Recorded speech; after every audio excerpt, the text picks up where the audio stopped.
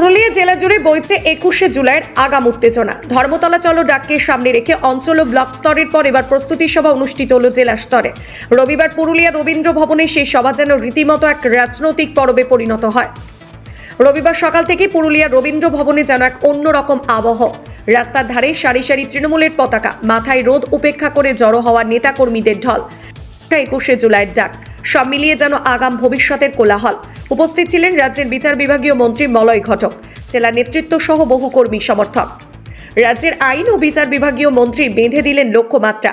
বললেন পুরুলিয়া থেকে অন্তত 50,000 কর্মী 21শে জুলাইয়ের কলকাতায় যাবেন। 1993 সাল দিনটা ছিল 21শে জুলাই। কলকাতার রাজপথে লক্ষ লক্ষ মানুষ জমায়েত হয়েছিলেন। কেন জমায়েত হয়েছিলেন? যে আমাদের নেত্রী বর্তমান মুখ্যমন্ত্রী মমতা বন্দ্যোপাধ্যায় ডাক দিয়েছিলেন যে নো আইডেন্টিটি নো ভোট, অর্থাৎ পরিচয়পত্র ছাড়া ভোট দেওয়া যাবে না। তার আগে কি হতো? একটু আগে পূর্ববর্তী বক্তারা বলছিলেন সিপিএম এর সময়ে নিঃশব্দে রিগিং হতো, নিঃশব্দে, সাইলেন্ট রিগিং। কিভাবে হতো না, ভোটের মেশিনের পাশে লোক দাঁড়িয়ে থাকতো, কিংবা একটা লোক ভেতরে থাকতো, যিনি ভোট দিতে যেতেন তার হাতে কালিটা লাগিয়ে দেওয়া হতো, কিন্তু ছাপটা তিনি মেরে দিতেন সিপিএম এর লোক। মেয়ের ভোট ছেলে দিত, ছেলের ভোট মেয়ে দিত, অনেক সময় ভূতেও ভোট দিয়ে দিত। এবং দীর্ঘ 34 বছর পশ্চিমবঙ্গে তারা ক্ষমতায় ছিলেন। তার বিরুদ্ধে যে দলটা ছিল কংগ্রেস, সেই কংগ্রেস দলটার যারা নেতৃত্ব ছিলেন সেই সময়, তার মধ্যে অনেকেই, আমি সবারই বলছি না, সকালবেলায় সিপিএম এর বিরোধিতা করতেন, রাত্রিবেলায় সিপিএম এর সঙ্গে হাত মিলিয়ে চলতেন। এবং আমাদের নেত্রী মমতা বন্দ্যোপাধ্যায় বারবার বলতেন যে কংগ্রেস এবং সিপিএম হচ্ছে ভাই ভাই। আজকে কিন্তু প্রমাণ হয়ে গেছে। আজকে দেখবেন নির্বাচনে দুজনে একসঙ্গে লড়ে, একসঙ্গে সিটে ভাগ করে। যে সিপিএম হাজার হাজার তৃণমূল কংগ্রেস এবং কংগ্রেসের কর্মী খুন করেছে, যে সিপিএম একের পর এক গণহত্যা করেছে, আজকে সেই সিপিএম কে সঙ্গী করে কিন্তু ময়দানের নির্বাচনে কংগ্রেসকে দেখা যায়।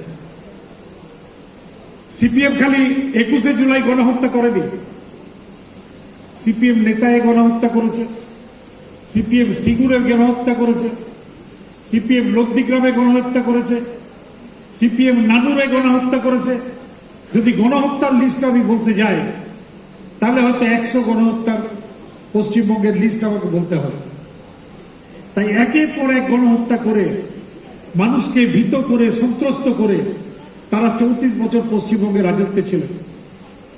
কিন্তু পশ্চিমবঙ্গের কোনো উন্নতি তারা করে যায়নি।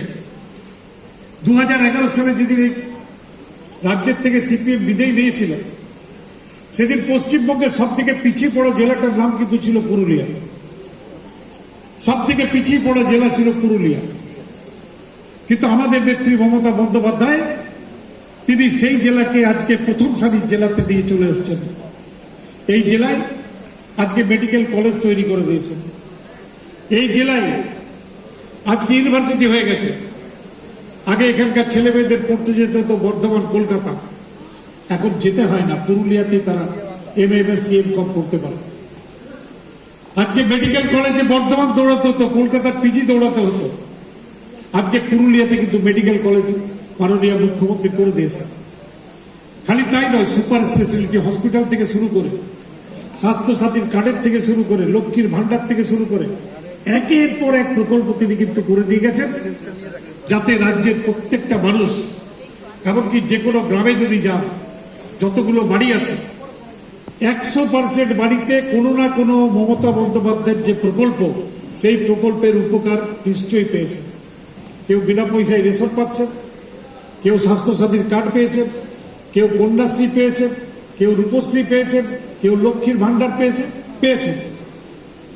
কিন্তু তারপরেও নয় নয় করতে হয়, এবং সেটা করতে গেলে আমি রাজীবকে বলছিলাম যে আজকের যে সভা, আজকের সভা থেকেই কিন্তু নির্বাচনের জন্য ঝাঁপিয়ে পড়া উচিত।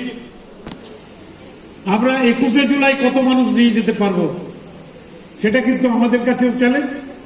এবং 2 মাস আগে রাজীবকে সভাপতি দায়িত্ব দেওয়া হয়েছে, ওর কাছেও একটা চ্যালেঞ্জ। বিগত দিনে যেভাবে আমরা 21শে জুলাই গেছি, কোন ব্লকের আমাদের কর্মীরা ট্রেনে গেছেন, কোন ব্লকের কর্মীদের বাসে গেছেন, কোন ব্লকের কর্মীরা বাসে এবং ট্রেনে যেতে গেলে কি অসুবিধা ছিল, সেই অসুবিধাগুলো এবার যাতে আমরা না হয় তার জন্য কি প্রয়োজন সেটা কিন্তু করার দরকার। আমি শুনছিলাম, আমাকে সন্ধ্যা বলছিল গতবার একজন হারিয়ে গেছে। সঙ্গে সঙ্গে রাজীবকে আমি ধন্যবাদ জানাই যে দুটো মোবাইল নাম্বার আপনাদেরকে জানিয়ে দিয়েছে।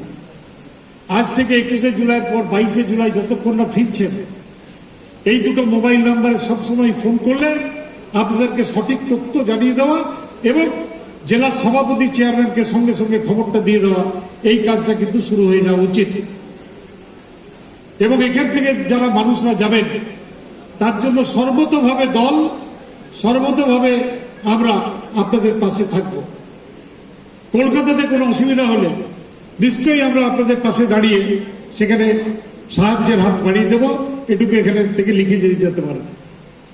তাই আমার বক্তব্যকে আমি দীর্ঘায়িত করছি না, খালি এটুকু বলবো যে 21শে জুলাই একটা দিন, যে দিনটা কিন্তু তৃণমূল কংগ্রেসের কর্মীদের রক্ত দিয়ে লেখা দিন। 21শে জুলাই এমন একটা দিন, এই 21শে জুলাই যদি আপনি আপনার এলাকায় থাকেন বা আপনার এলাকায় কেউ আপনাকে দেখে, তাহলে হয়তো তিনি সন্দেহ করবেন যে আপনি তৃণমূল কংগ্রেসে আছেন না নেই। কারণ প্রত্যেক তৃণমূল কংগ্রেস কর্মীর কর্তব্য সেদিনে ধর্মতলায় গিয়ে হাজির হওয়া। প্রত্যেক তৃণমূল কংগ্রেস কর্মীর কর্তব্য সেদিন মমতা বন্দ্যোপাধ্যায় কি বলছেন তার বার্তা শোনার জন্য সেখানে উপস্থিত থাকা। তাই চলুন আমরা সবাই 21শে জুলাই কলকাতা যাব, সবাই ধর্মতলায় হাজির থাকবো এবং তার জন্য যা কিছু করার দল থেকে, জেলা তৃণমূল কংগ্রেস কর্মী কমিটির থেকে এবং আরো যারা নেতৃবৃন্দ আছেন সবাই আপনাদের পাশে যাবার প্রতিবাদ থাকে, এবারেও থাকবে। এবং যতক্ষণ না বাড়ি ফিরে আসছেন আপনাদের সঙ্গে আমরা প্রতিনিয়ত যোগাযোগ রেখে এটা করব।